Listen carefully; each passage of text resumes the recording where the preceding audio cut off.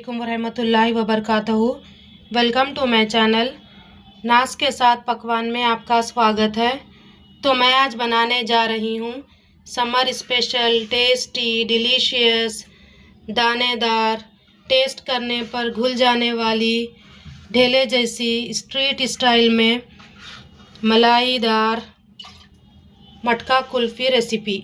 तो चलिए फ्रेंड्स, सबसे पहले कुल्फ़ी बनाने के लिए कुल्फ़ी में इस्तेमाल होने वाले इंग्रेडिएंट्स को देख लेंगे। 1 लीटर फुल फैट मिल्क लेंगे,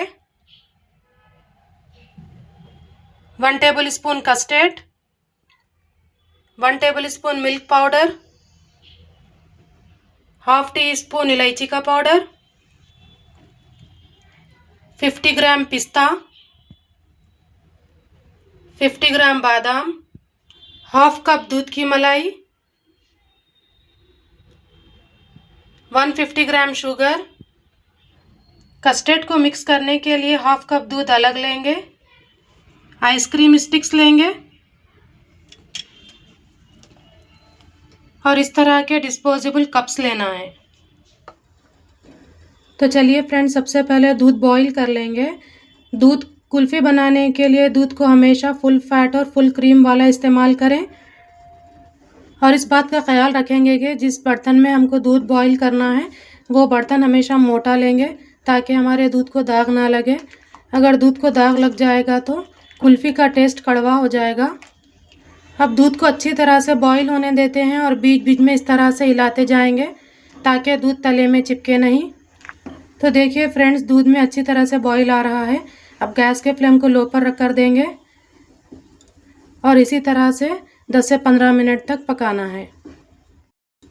और गैस के फ्लेम को लो पर रखकर तब तक दूध को पकाएंगे तब तक हमारा दूध आधा ना हो जाए। तो देखिए फ्रेंड्स, दूध पकने के दौरान किनारों पर मलाई आते रहेगी। उस मलाई को भी लेकर दूध में मिक्स कर देना है जिससे हमारा दूध और भी गाढ़ा हो जाएगा। तो दूध को हमने 15 मिनट तक अच्छी तरह से पका लिया है जिससे हमारे दूध की क्वांटिटी भी आधी हो चुकी है। अब इसके अंदर ड्राई फ्रूट्स को शामिल कर लेंगे। ये बादाम और पिस्ता है जिसे इस तरह से मोटा मोटा काट लेंगे, ये शामिल कर देंगे। इलायची का पाउडर है ये भी डाल देंगे और इस तरह ज़ाफ़रान के थोड़े से धागे ले लेंगे, ये भी शामिल कर देंगे। आप चाहे तो ज़ाफ़रान को दूध में मिलाकर भी डाल सकते हैं। अब इन तमाम इंग्रेडिएंट्स को अच्छी तरह से दूध में मिक्स कर लेंगे। ज़ाफ़रान ऐड करना ऑप्शनल है, लेकिन ज़ाफ़रान डालने से क्या है, दूध का कलर भी हल्का सा चेंज हो जाएगा और कुल्फ़ी में फ्लेवर बहुत अच्छा आएगा। अब कस्टर्ड और दूध के पाउडर को दूध में मिक्स कर लेंगे।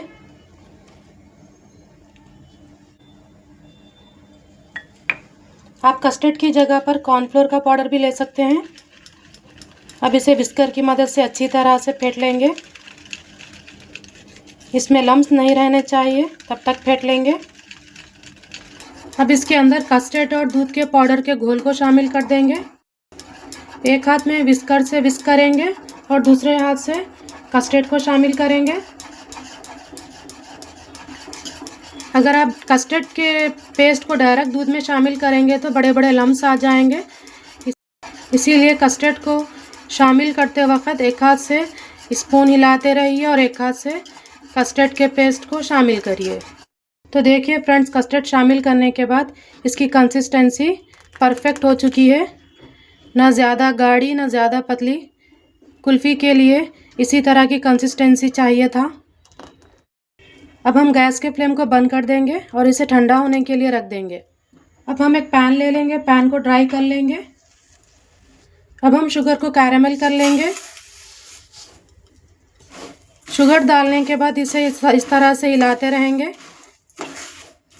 आप चाहे तो शुगर को डायरेक्ट भी यूज़ कर सकते हैं, लेकिन इस तरह करने से कुल्फ़ी बहुत फ्लेवरफुल और टेस्टी बनेगी। और शुगर को जलाना नहीं है। अगर शुगर हमारी ज़री सी भी डार्क हो जाएगी तो कुल्फ़ी का कलर बिल्कुल ख़राब हो जाएगा। इसे लाइट ब्राउन होने तक पकाना है। तो देखिए फ्रेंड्स, शुगर हमारी मेल्ट होना शुरू हो चुकी है। अब हमको स्पून इसमें बार बार हिलाते रहना है ताकि हमारी शुगर अच्छी तरह से कैरामलाइज हो जाए और इसका कलर लाइट ब्राउन हो जाए। तब तक इसे चमचा हिलाते रहेंगे। देखिए फ्रेंड्स, शुगर हमारी अच्छी तरह से कंप्लीट मेल्ट हो चुकी है। इसमें शामिल कर देंगे।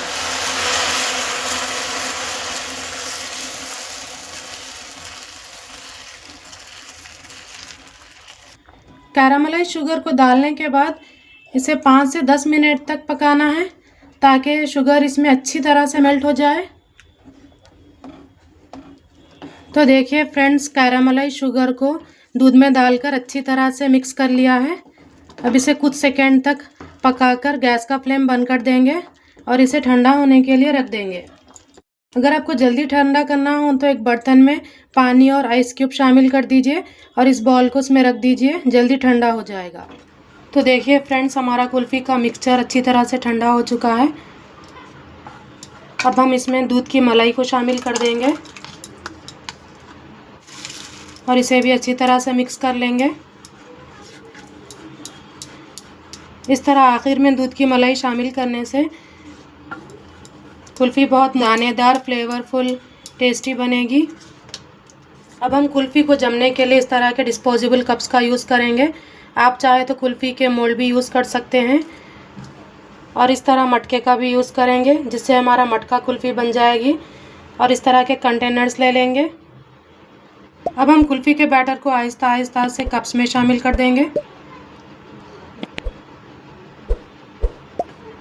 देखिए फ्रेंड्स, हमारा कुल्फ़ी का बैटर कितना फ्लेवरफुल और टेस्टी बनकर तैयार हुआ है। इसी तरह से अब तमाम कप्स में इस बैटर को शामिल कर देंगे और अब मटके में भी डाल देंगे और अब आखिर में इस कंटेनर में फिल कर देंगे इस बैटर को। और एयर टाइट कंटेनर्स का इस्तेमाल करना है कुल्फ़ी बनाने के लिए। हमने कुल्फ़ी को अच्छी तरह से फिल कर लिया है। अब इसे कवर कर लेंगे। इस तरह से हमने 1 लीटर दूध की क्वांटिटी में 10 से 12 कुल्फ़ी बनाकर तैयार किया है। अब एल्युमिनियम फॉइल ले लेंगे और कप्स पर कवर कर देंगे और अब आइसक्रीम की स्टिक को ले लेंगे और इसमें होल कर इसे इस तरह से लगा देंगे। इसी तरह से अब तमाम कप्स को कवर कर लेंगे। मटके को भी इसी एल्युमिनियम फॉइल से कवर कर लेंगे। अब इस कंटेनर के कैप को इस तरह से टाइट लगा देंगे। अब इन तमाम कप्स को एक बड़े से बॉल में शिफ्ट कर लेंगे इस तरह से। अब इसे फ्रीज़र में रख देंगे 8 से 10 घंटे के लिए। ये अच्छी तरह से फ्रीज़ होने के बाद देखेंगे। तो लीजिए फ्रेंड्स, हमने कुल्फ़ी को 8 घंटे डीप फ्रीज़ कर लिया था। अब इसे चेक कर लेंगे कि ये कैसी बनी है। सबसे पहले ये फॉइल निकाल लेंगे। इसके बाद एक बाउल में पानी ले लेंगे।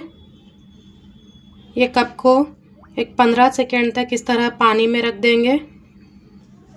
इसके बाद ऐसा स्टिक्स से घुमाते हुए इसे डीमोल्ड कर लेंगे इस तरह से।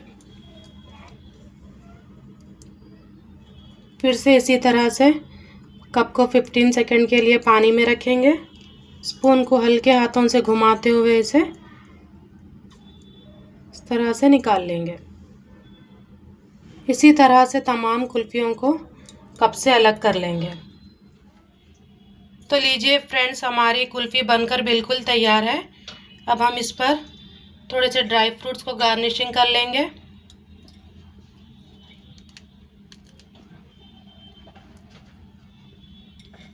ड्राई फ्रूट में मैंने बादाम और पिस्ता लिया है। आप चाहे तो दूसरे ड्राई फ्रूट्स भी इस्तेमाल कर सकते हैं, अखरोट, काजू, टूटी फ्रूटी। तो लीजिए फ्रेंड्स, हमारी सॉफ्ट डिलीशियस स्ट्रीट स्टाइल में मलाईदार मटका कुल्फ़ी बनकर बिल्कुल तैयार है। मेरी स्वीट एंड डिलीशियस, बच्चों की फेवरेट, समर में सबके दिल को छू जाने वाली मलाईदार फ्लेवरफुल मटका कुल्फ़ी की रेसिपी को ज़रूर फॉलो करिए और मेरे चैनल नाज के साथ पकवान को लाइक करिए, शेयर करिए, कमेंट करिए, सब्सक्राइब करना बिल्कुल ना भूलें। इंशाअल्लाह फिर मिलेंगे नई रेसिपी के साथ। दुआओं में याद रखिए। अल्लाह हाफिज़।